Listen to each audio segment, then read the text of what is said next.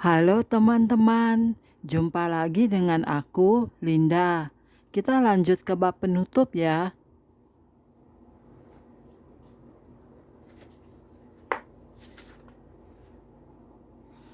Oke, mari kita mulai. Bukan kamu yang memilih aku, tetapi akulah yang memilih kamu, dan aku telah menetapkan kamu supaya kamu pergi dan menghasilkan buah, dan buahmu itu tetap, supaya apa yang kamu minta kepada Bapa dalam namaku diberikannya kepadamu. Hidup selalu memiliki jalan untuk menyelinap ke dalam kita dan melepaskan berita-berita yang tak terduga, yang tidak siap untuk kita hadapi, atau kelihatannya tidak dapat kita hadapi. Kadang-kadang berbagai berita bisa begitu menghancurkan hati, sehingga kita berdoa, Tuhan, apakah Engkau mengetahui hal ini? Dan jika Engkau mengetahuinya, mengapa Engkau mengizinkan hal ini terjadi kepadaku? Kita mendapati diri kita mempertanyakan Allah, seperti yang Ayub lakukan ketika dia seakan-akan juga akan binasa bersama dengan anak-anaknya. Kebenarannya adalah bahwa kita tidak selalu menerima jawaban pasti dari Allah tentang berbagai pertanyaan mengapa kita. Namun satu hal yang tetap pasti, Allah terus bekerja untuk memenuhi berbagai kebutuhan kita. Sebab itu Tuhan menanti-nantikan saatnya hendak menunjukkan kasih-Nya kepada kamu. Sebab itu Ia bangkit hendak menyayangi kamu. Sebab Tuhan adalah Allah yang adil. Berbahagialah semua orang yang menanti-nantikan Dia. Allah sanggup untuk melepaskan kita. Allah benar-benar peduli dengan kesehatan Anda. Jangan menyerah atasnya dan jangan menyerah atas kesembuhan Anda. Mungkin keadaan tidak selalu terlihat demikian, tetapi Allah selalu menyertai kita, mengerjakan berbagai rencananya dalam kehidupan kita. Kadang-kadang berbagai pencobaan yang kita lalui itulah yang mendorong kita ke dalam tujuan-tujuan yang Allah berikan kepada kita. Proses ini bisa terlihat begitu merepotkan jika dibandingkan dengan proses kehidupan yang normal, di mana jika kita tidak bertekun dalam Allah, ada waktu-waktu ketika kita dengan senang hati menukarkan tujuan hidup kita untuk kelegaan sesaat. Jika Allah mengizinkan kita untuk sedikit mengintip pada proses yang melaluinya, Dia akan membawa kita untuk meraih berbagai tujuannya. Maka kita mungkin akan menjawab Dia dengan perkataan, "Terima kasih, tetapi saya tidak mau." Itulah alasan mengapa hidup disingkapkan kepada kita dalam beberapa tingkatan. Allah jarang menunjukkan kepada kita seluruh gambaran sekaligus. Dia menyingkapkan kehendaknya dalam beberapa fase, dan dengan iman kita melangkah keluar dan menerima berkat-berkat-Nya. Kadang-kadang berkat-berkat itu terlihat datang dengan mudah, tetapi di lain waktu kita tidak akan menerimanya tanpa sebuah perjuangan. Kerajaan sorga diserong, dan orang yang menyerongnya mencoba menguasainya. Ada waktu-waktu di mana kita semua merasa bahwa Allah telah melupakan kita, khususnya di tengah-tengah peperangan. Namun jalan-jalan Allah bukanlah jalan-jalan kita, dan Dia telah menjawab setiap pertanyaan yang bisa kita tanyakan sebelum penciptaan bumi ini. Begitupun halnya, Dia juga telah menyediakan berbagai kesembuhan kita. Namun musuh ingin menggelincirkan kita dengan meyakinkan bahwa Allah telah melupakan kita semua dan bahwa Dia tidak lagi peduli dengan keadaan kita.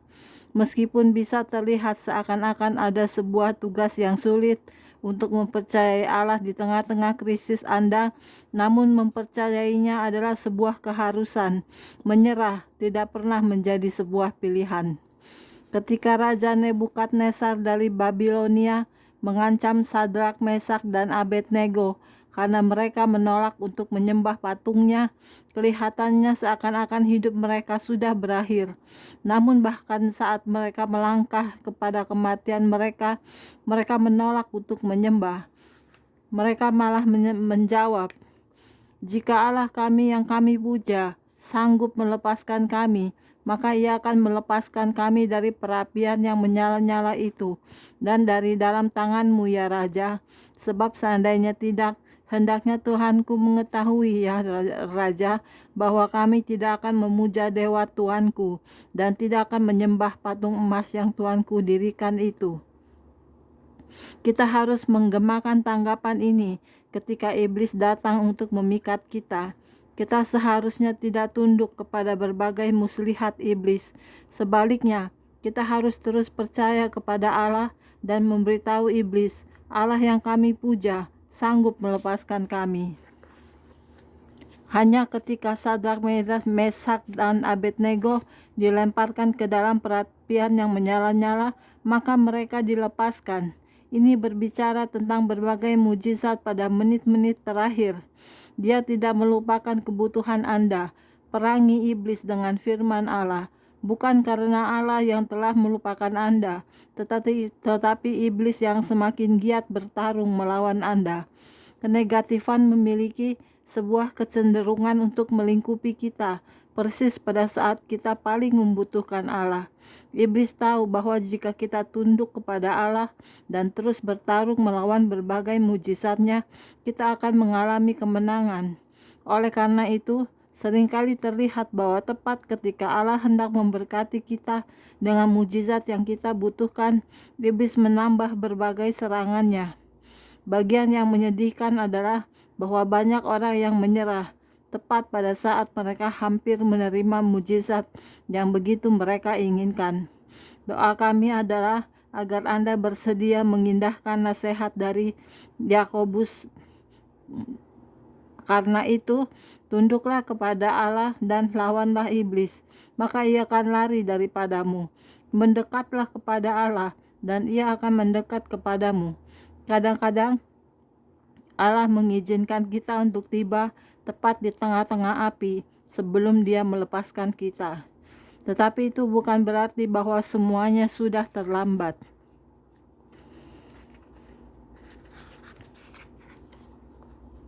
Deklarasi iman Anda untuk kesembuhan.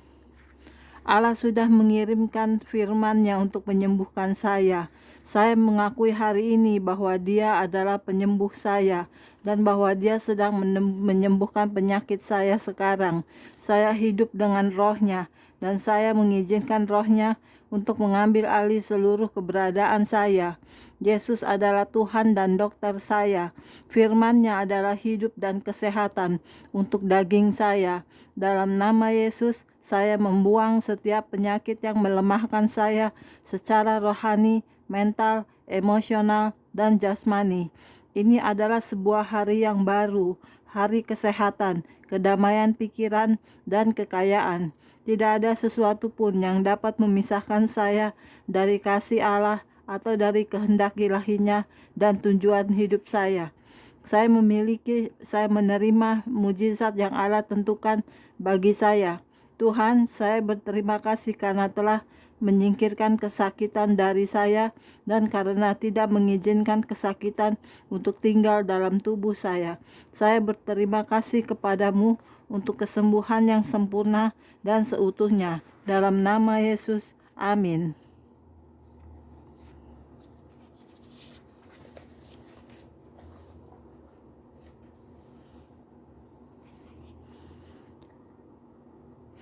Oke, demikianlah penutup video untuk hari ini. Kita lanjut ke buku baru berikutnya. Jangan lupa subscribe ya. Terima kasih. Tuhan berkati kita semua. Amin. Bye-bye.